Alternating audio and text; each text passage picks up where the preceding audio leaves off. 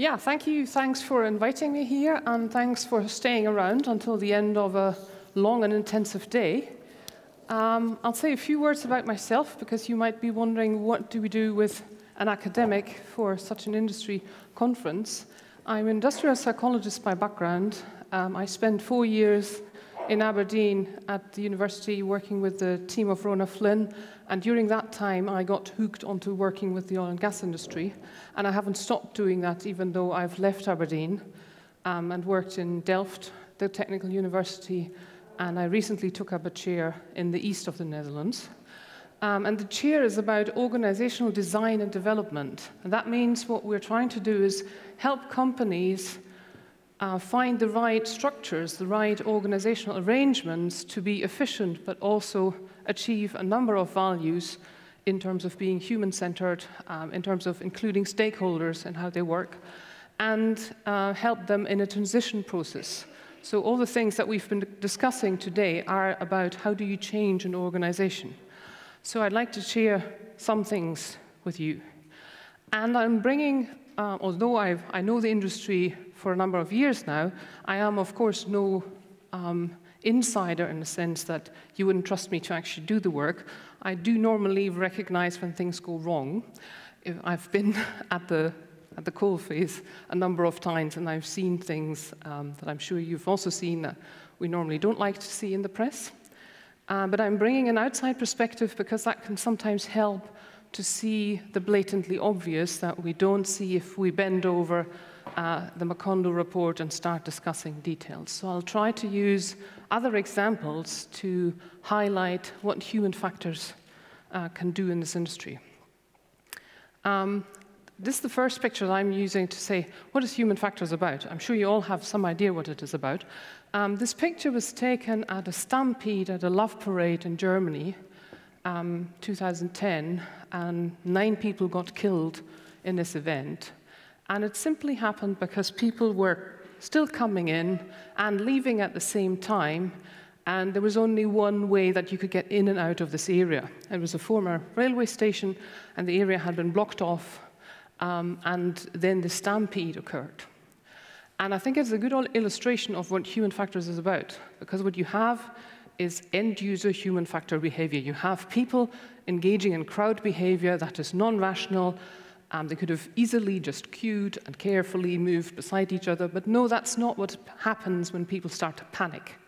They do irrational things, and we all do in those situations. So that's one aspect of human factors, understanding what people will do, ordinary people, the public, people we cannot train and prepare for these situations. There's also human factors in the sense there was police, there was accident response staff, and they didn't always do the best to deal with the situation. They could have channeled the flow of people at the event. So it's human factors is about thinking ahead of what can we do as the people who are in charge of intervening in these situations. And I think there's also human factors involved in the sense somebody did a planning job for this. They got a permission to have this love parade. And that planning job wasn't done in a way that it anticipated this kind of crowd behavior, and certainly not in a way that it prevented it. And also these people are making decisions and are thinking ahead and are trying to anticipate what kind of risk would be involved and how to deal with them. So when I talk about human factors, I mean the whole range. I mean the people at the sharp end, I mean our response people, and I mean you in particular, in a management position trying to plan ahead and prevent things, set things up in a way that we try to reduce risk and prevent people from getting hurt. I'm now going to use an aviation example of a mid-air collision, so nothing to do with oil and gas, also in an industry that thinks of itself, it has a long track record of trying to prevent incidents, and still they happen. This happened in 2002. If you had heard about this, the collision over Überlingen near Lake Constance in southern Germany under Swiss air traffic control, it's a while ago. It was tragic in the sense that one of the planes was a cargo plane. The other plane was carrying a party of 2 school children from the Bashkirian Republic. And they were on the way for a UNESCO exchange program to Barcelona, and everybody died, and it was very emotional around the event. So the two planes collided, and they collided because there was a clash of protective barriers. So they were on a collision course, which the air traffic control didn't detect in time, and then an alert system went off on both airplanes, telling them to avoid the collision by adopting a certain course. And the pilot in the Bashkirian airplane got this alert, and he got instructions from air traffic control, and they were contradicting. So the thing tells him, go up, air traffic control tells him to go down. What would you do in that situation? Who would go with air traffic control? Can I have a show of hands? Okay, who would follow the alert, the TCAS alert? As far as I can see with this light, that's fewer people. I find that a very understandable intuition, but if you follow the technical reasoning of TCAS, it is actually the wrong thing to do, because the alert system will only kick in when air traffic control has already missed that there was a conflict. So the first explanation was on the question, who is to blame, because the public will look for somebody to blame in those situations, is it must have been the Russian pilot. So it also had a bit of a national blaming involved in here. They don't know Western technology, and he probably wasn't properly trained, which is partly true, but only a small part of the explanation. What was interesting is, according to their rule book, he did the right thing, because the Tupolev handbook was saying you follow air traffic control and you only use this alert system if there is no air traffic control. So according to his rules, he did the right thing.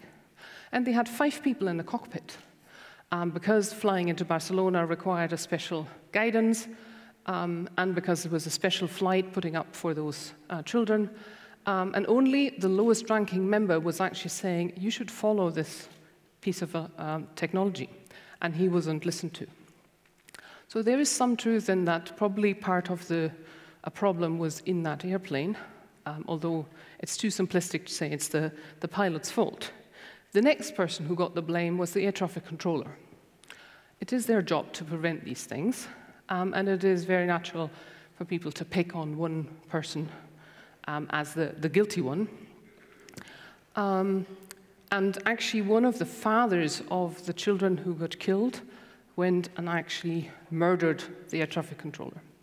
So in a very personal sense of pursuing revenge, the air traffic controller was picked up as the guilty person.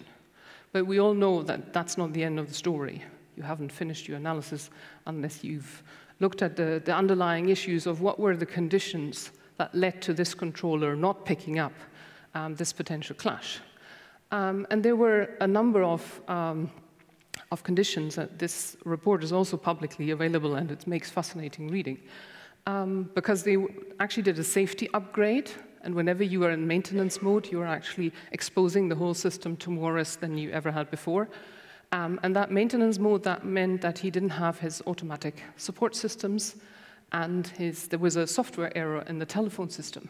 So he was trying to land another airplane at a nearby airport and couldn't contact them, and got hooked up in that loop trying to contact them, and then left this other job, which was actually physically further away, so he had to be in 2 places at the same time, and couldn't.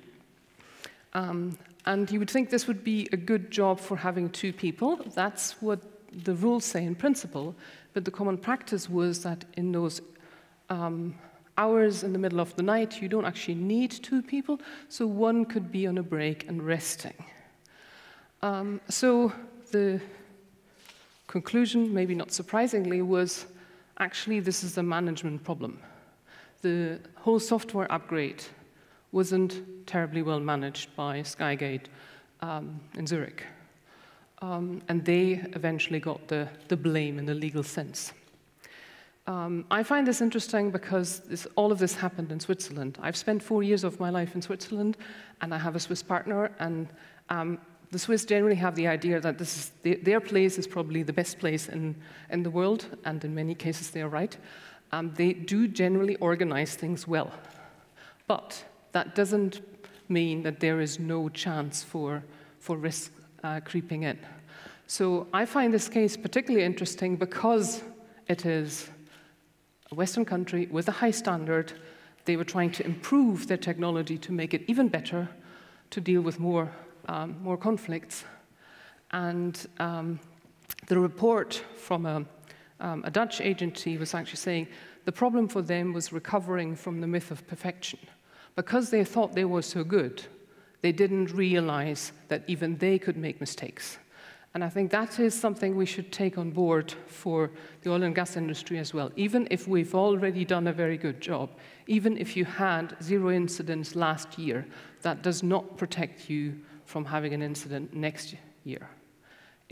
You've probably done some things right, but it's not a guarantee for no problems in the future. What was not in the press, and what I think is actually, oops, I'm going too fast, is actually the underlying problem here, is the issue of interacting barriers. You all know the Swiss cheese model, I assume, and the idea of the Swiss cheese model was that you have all those layers, and the more the better, and they only become problematic if the holes are overlapping, sort of the metaphor of the Swiss cheese. Well, actually, having several barriers can also be a problem if they are not designed to actually work together. So here we have a barrier in air traffic control, whose job it is to make sure that there's safe operations, and we have a technical barrier that has helped to prevent mid-air collisions by the thousands since it was introduced in the 1950s. But the two don't work together. Air traffic control has no way of knowing if the TCAS alert has started, and that's actually a very expensive thing to build. If you have the alert, you no longer have time to talk to air traffic control, because it's actually a matter of seconds. So because we have two different barriers, that can also create additional problems. And my idea is, what you've seen in this example, which is very different from the oil and gas industry, is actually extremely like what we've seen in Macondo, in that there are multiple agents, multiple companies involved, and no single one of them can rescue a problematic situation. So the pilot on his own would have not been able to prevent this. The piece of technology, TCAS, on its own, cannot solve the problem. Air traffic control in Zurich could have done a much better job, and the accident would have never happened. People in the aviation industry say that it would have been another one. They've been waiting for this to happen because it's a clash of systems. So I think what it needs is actually an industry effort. It needs collaboration throughout the supply chain to see how we can together achieve safety, because it's not something that you can do in one part of the system. One of my recent holiday readings has been a book on drifting into failure, and I recommend it as holiday reading, maybe not tonight, but it is a book that makes for easy reading, by Sidney Dekker. And he takes, I wouldn't say cynical view, but he takes a very critical view on what we can achieve in terms of safety. Because he says that the common idea is, if something goes wrong, then rational people will have done something wrong somewhere along the lines. Some of my colleagues at my university have had looking into how can BP on the one hand say they are environmentally friendly green energy, and on the other hand have Macondo happening, as if somebody in BP had made a deliberate decision to engage in a Macondo oil spill. Surely nobody had the intention of doing that.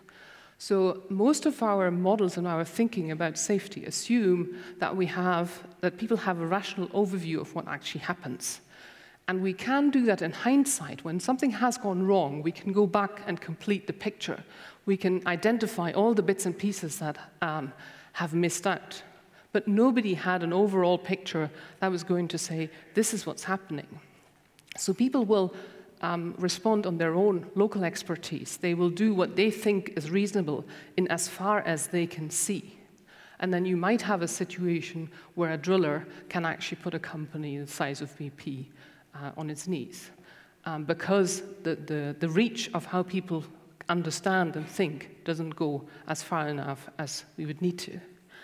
And Sidney Dekker calls this drift, so this is one of my Scottish pictures, the sand drifting.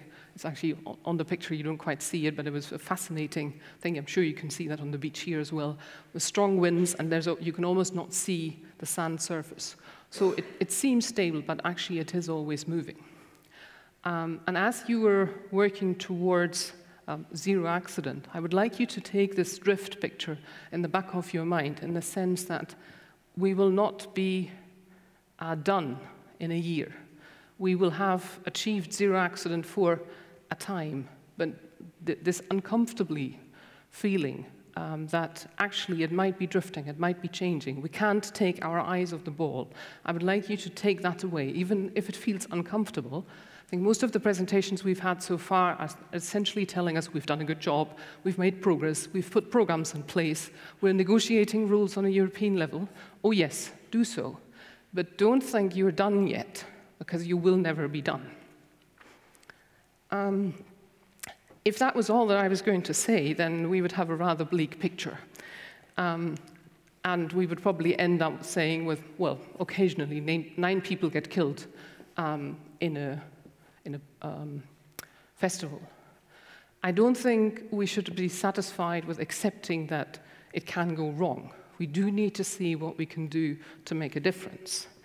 I'm going to suggest a bit of a theoretical model and then give you 2 concrete examples that might sound small, but I do think that it's a lot of small initiatives that actually will make the difference, and where we can prevent things like these people being killed, things like the mid-air collision, things like Macondo or Montara. And we can learn from other industries. We had the question earlier, do you need more accidents to keep learning? I think there are lots of accidents out there that we can keep learning from, that we haven't captured all the learning from. We don't need new accidents. And I would encourage you to continue to learn more also from other industries. From my experience of working with the oil and gas industry, it's very much an inside industry. We're trying to learn from each other. Already that is non-trivial.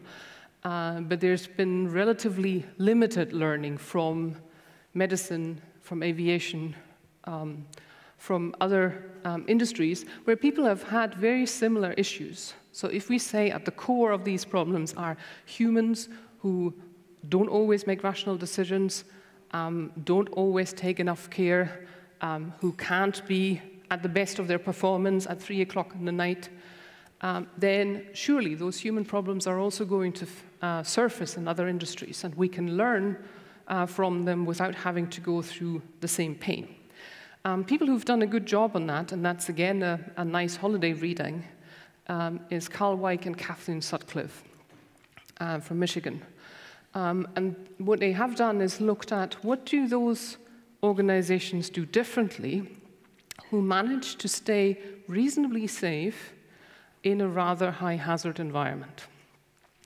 Most of their work is done with the military, and we might argue whether that is a very special environment because they don't have the same performance pressure and they don't the same financial restrictions as most of you have, but they can be in very tough situations as well. I think you would agree with that. And one of their studies is looking into, well, you can see in the picture, airplanes landing on this tiny little space. They normally manage to do that quite well. And what they've developed from that is to say what we actually need to do in dealing with high-risk situation is not so much try to plan everything beforehand, because we will never be able to do that completely, but to put people in a situation where they can manage the unexpected. And they've identified 5 characteristics of what they call mindful organizing. I'll read those out and explain them to you. And these are characteristics of what they've found in organizations who manage quite well to deal with high hazards. So they say they spend more time examining failure as a window on the health of the system. So rather than saying something went wrong and then trying to find somebody to blame, actually see this, okay, this means our systems weren't working properly, our people weren't educated or knowledgeable enough about this. we had the wrong assumptions of how things would respond. So the fact that we see failure is telling us something about how we viewed the system.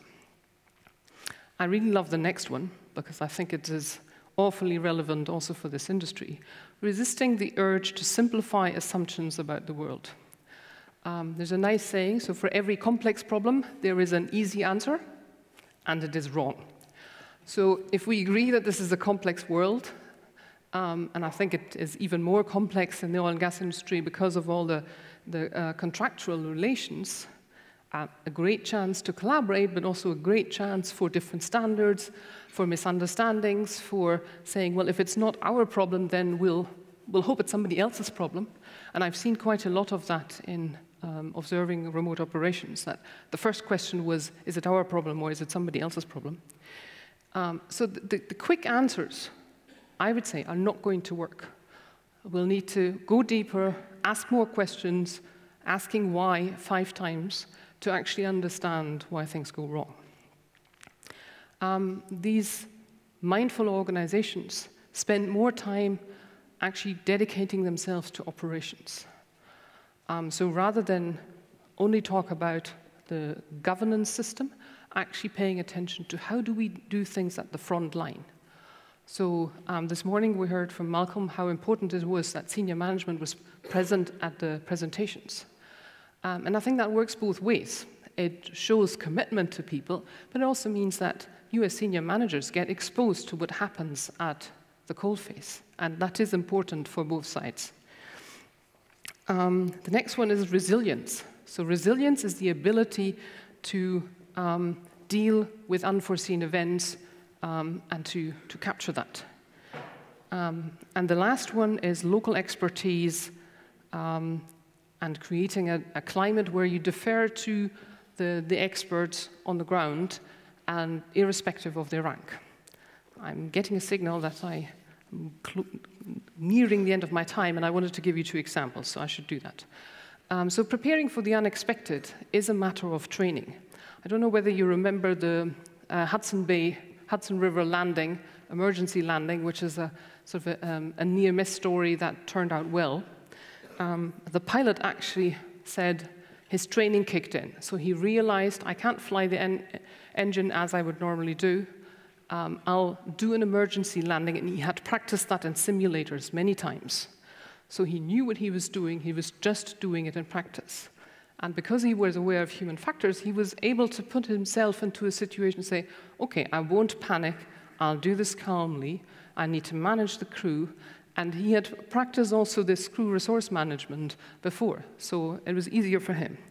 We've had good experiences in practicing this with teams, and that can be very low-cost exercise. This is a sheet that we used for training exercises, a situation, you're out with a group of people in the middle of nowhere, things go wrong, we dynamically change the situation, put people under stress, and then ask them to deal with that. We've also done that in more complex settings. This was a team that practiced a riser incident and then 2 weeks later experienced a riser incident, and they managed it very well. And they had a template from the training of how to deal with this situation. We've also done that in a more complex setting for remote operations, also to practice the technology, and put people through that situation. And what we found is that it actually worked quite well as practicing those tactical decision skills on the ground with the people who would later have to do that. And the important point is that you take the time at the end to reflect. How did we arrive at that decision? Was that a good team process? Did we actually include all the information that we had? Or did we just jump to conclusions? Did we include the expertise from offshore? What we've seen was that it helps very well in the initial response.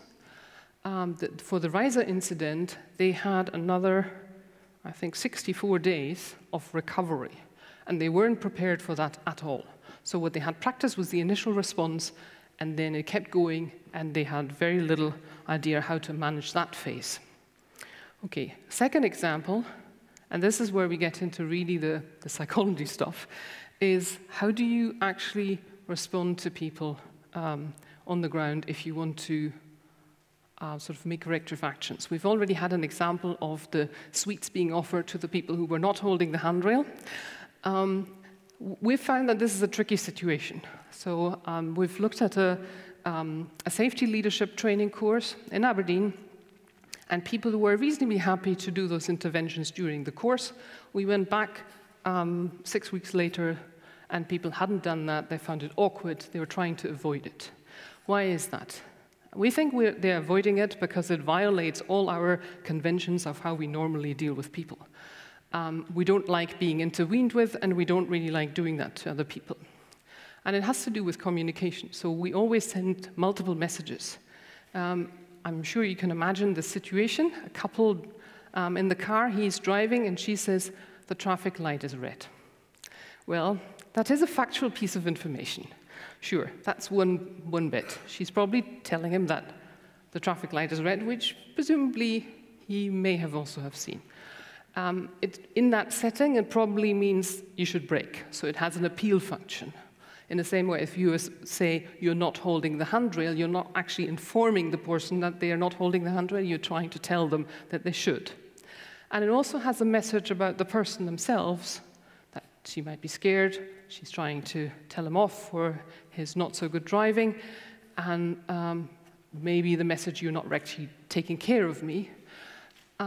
What you get if you're intervening about safety is you're always in this package of sending those multiple messages. And what we found is that it actually needs almost a lowering of your own status. So if you come as the boss and tell somebody off, they will be left with feeling bad because they've done something naughty and they shouldn't.